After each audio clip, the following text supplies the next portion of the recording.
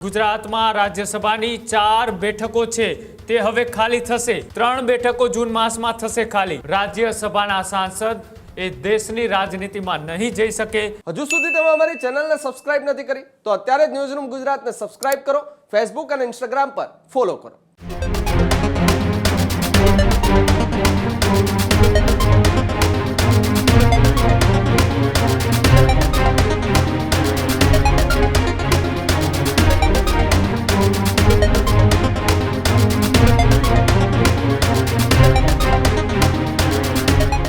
સમાચારોમાં આગળ વાત કરીએ બીજા મહત્વપૂર્ણ સમાચારની તો સમાચાર કે જ્યાં ગુજરાતમાં રાજ્યસભાની 4 બેઠકો છે તે હવે ખાલી થશે। આગામી જૂન માસમાં રાજ્યસભાની 4 બેઠકો ખાલી થશે। કોંગ્રેસની એકમાત્ર બેઠક જૂન માસમાં થશે ખાલી। ભાજપની પણ 3 બેઠકો જૂન માસમાં થશે ખાલી। કોંગ્રેસના એકમાત્ર રાજ્યસભાના સાંસદનો કાર્યકાળ છે તે પૂર્ણ થશે। શક્તિસિંહની વિદાય સાથે ગુજરાતથી કોંગ્રેસ થશે શૂન્ય। કોંગ્રેસના ગુજરાતથી છેલ્લા રાજ્યસભાના સાંસદ છે શક્તિસિંહ ગોહિલ।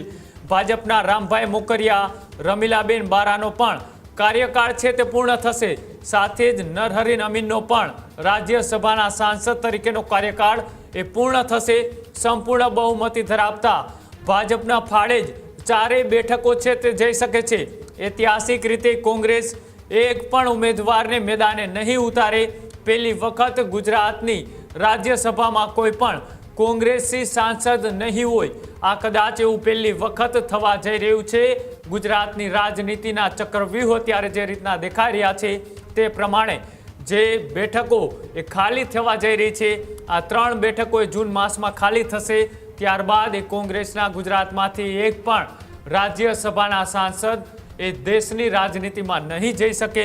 અત્યાર સુધી કોંગ્રેસના છેલ્લા રાજ્યસભાના સાંસદ કે તેઓનો પણ હવે કાર્યકાળ એ પૂર્ણ થવા જઈ રહ્યો છે, એ છે શક્તિસિંહ ગોહિલ। અને સાથે સાથે ભારતીય જનતા પાર્ટીના પણ રામભાઈ મોકરિયા, રમીલાબેન બારા અને નરહરીન અમીન કે તેઓ પણ રાજ્યસભાના સાંસદ છે, તેઓનો પણ કાર્યકાળ છે તે પૂર્ણ થવા જઈ રહ્યો છે।